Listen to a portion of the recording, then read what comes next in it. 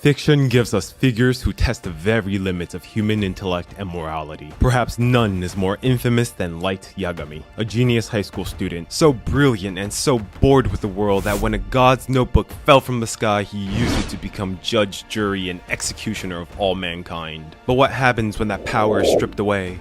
What if the genius, this young man corrupted by a divine weapon, is suddenly thrown into a game he did not create and forced to play by others' rules? This is the Squid Game, seen through the lens of Light Yagami. We will filter every challenge and interaction through his cold strategic mind. We'll decode how his ambition and intellect will shape and design a blueprint for victory in each game and define the purpose of every relationship he builds.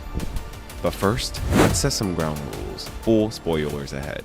We will only be covering the games and events from Season 1 of Squid Games. 2. Light will not have meta knowledge of the game. He will be dropped in as a normal player. 3. The cast from the Season 1 are all present, though their storylines may diverge due to the addition of Light's presence. 4. For all intents and purposes, let's assume Light is fluent in Korean and is aware of Korean norms. Day 1. A cheerful yet unnerving jingle plays. Light Yagami, now known only as Player 66, awakens. His eyes snap open not with fear, but with sharp analytical clarity. He sits up, noting the tiered bunks, the sterile white walls, the sheer amounts of bodies. Disorientation lasted precisely 4 seconds. He wasn't in his room. He was no longer Light Yagami. He was just a number, an integer in a flock of sheep.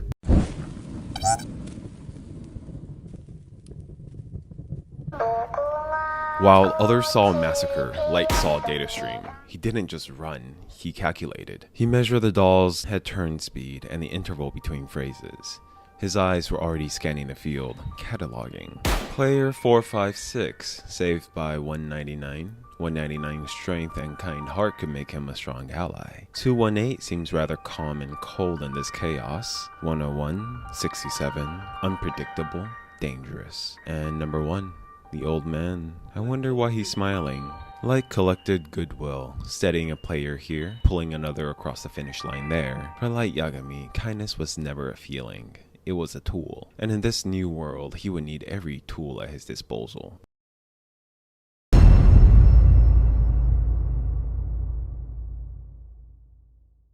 The vote is taking place.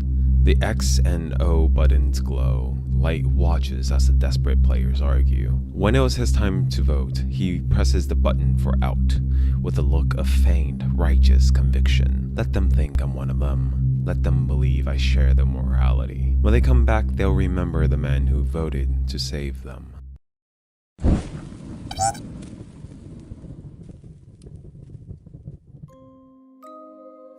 Game 2. As the players lined up, Light observed player 218 Sung-woo. He saw the flicker of hesitation, the subtle tensing in his jaw as he watched the first groups choose. He knows something. His confidence is a facade. The complex shapes are traps. Light positions himself near 456, Gi-hoon, and Ali. He doesn't command them, he nudges. Light casually says to Gi-hoon and Ali, I don't know, the star looks complicated. One wrong move and it's over. The triangle seems safer, simpler, less room for error. Gi-hoon nods, taking the advice. Light has planted the seed. He successfully passes with a triangle, and he watches as screams erupt from the umbrella line. He added another asset to his ledger, a debt of gratitude. But across the room, another pair of eyes were watching. Sung-woo catches Light's gaze. He saw the subtle manipulation. A hint of suspicion crosses his face. Later, as they walk back to the room, Sung-woo says to Light, that was clever, telling him to pick the triangle. Light turns, offering a disarming, perfect smile, the same smile he used on L's task force. Light says, it just seems like the logical choice. We have to look out for each other in there, right?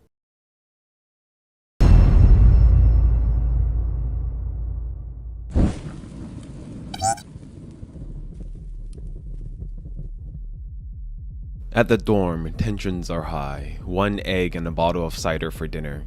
Dik-suk and his thugs are taking more than their share. Light sees the fight brewing. Before the lights go out, Light approaches two smaller, terrified players, number 22 and number 33.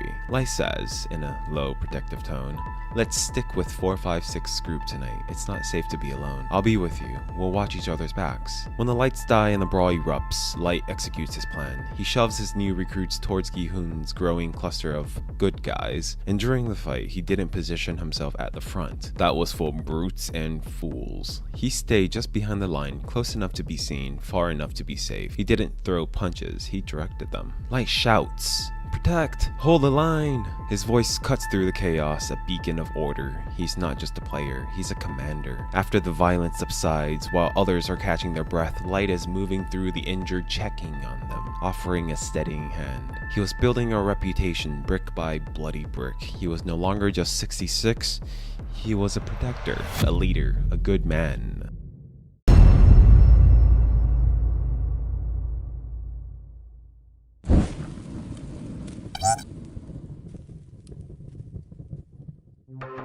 Light is on the team with Gi-hoon, Sang-woo, Ali, and the old man.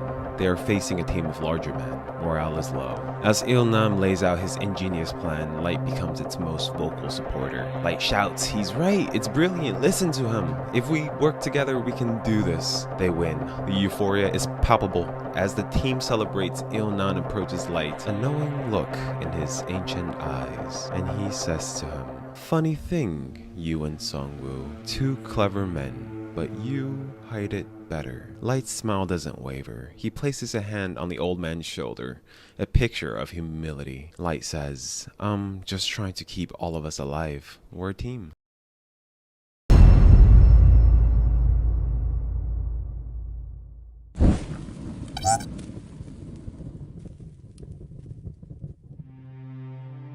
The players are told to pair up for the fourth game, Marbles. A wave of dread washes over the room. Light's face remains placid. He immediately turns to the loyal, weaker player he saved from the brawl, number 33. In a quiet corner, Light holds up his bag of 10 marbles. He says, "Let's play a simple game. We start with 20 marbles. On each of our turns, we can take 1 to 4. The player who is forced to take the last marble loses. Fair?" Player 33 says, nervously, I guess so." It wasn't fair at all. It was a simple mathematical trap.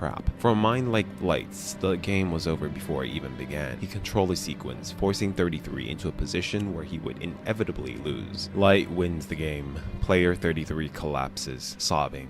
A guard raises his pistol. Light turns away and puts on the performance of a lifetime. He slumps against a wall, burying his face in his hands, his shoulders shaking with manufactured grief. As Light's performance ends, his eyes settle across the room where an enraged Gi-hoon confronts Sang-woo, having just witnessed his cold-blooded betrayal of Ali. The trust between the childhood friends was shattered, and Sang-woo's goodwill has evaporated in an instant.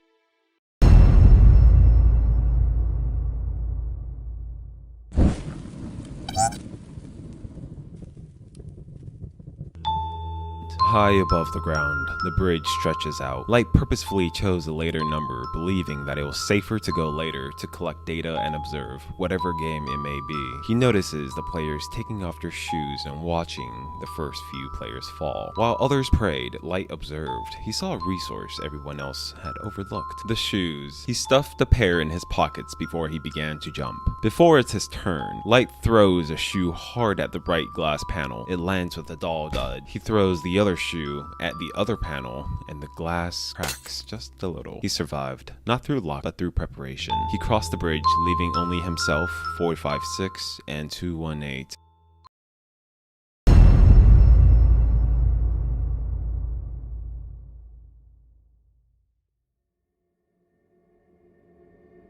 Three beds remain. The air is thick with trauma and suspicion. The front man's voice announces there will be a final dinner. But there was a problem. A stick knife lay by each plate. The rules implied a final game between 2 players, not 3. Sang-woo, 218, had burned all his bridges. He was paranoid and isolated. Gi-hoon, 456, was a wreck, mourning his friends. After dinner, Light approaches Gi-hoon, his face a mask of shared grief. "Gi-hoon, look at him. Sang-woo, he'd kill us both in our sleeps to win this." Think about what he did to Ali. We can't let him win. He has weaponized Gi-hoon's morality. A brutal short fight ensues. Light assists, but it's Gi-hoon who deals the final blow to Sang-woo. Later that night, Light sits beside a weeping Gi-hoon, placing a comforting arm around him. Light says, "We did what we had to do. It was him or us. Now it's just us. Let's play the final game fairly. No more killing, and let the best man win, and let's go home." He offers his hand. Gi-hoon, broken and desperate from moral anger, shakes it.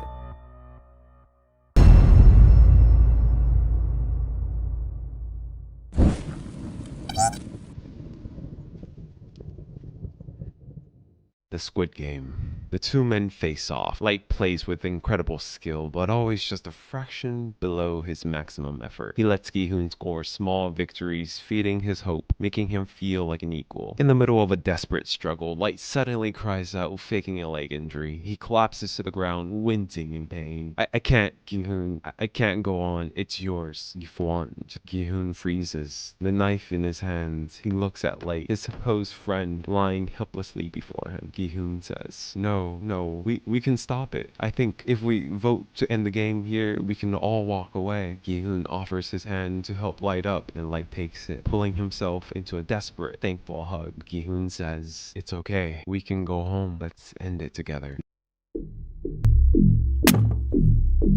The hug tightens, and Gi-hoon feels a sudden, sharp, cold pressure in his abs. He looks down. The steak knife which Light had concealed is buried deep within him. He looks up at Light's face, searching for the friend he trusted. But the friend was gone. In his place was a look of pure malice, his lips twisting into a cruel, unnatural smile. Gi-hoon's leg buckle, shock and betrayal freeze his features. Light holds him for a moment longer, then lets him fall. Light stands over the body, the winner. He looks up at the cameras. He knows they are watching. A slow, devious smile spreads across his face, the smile of a god reaffirming his own existence.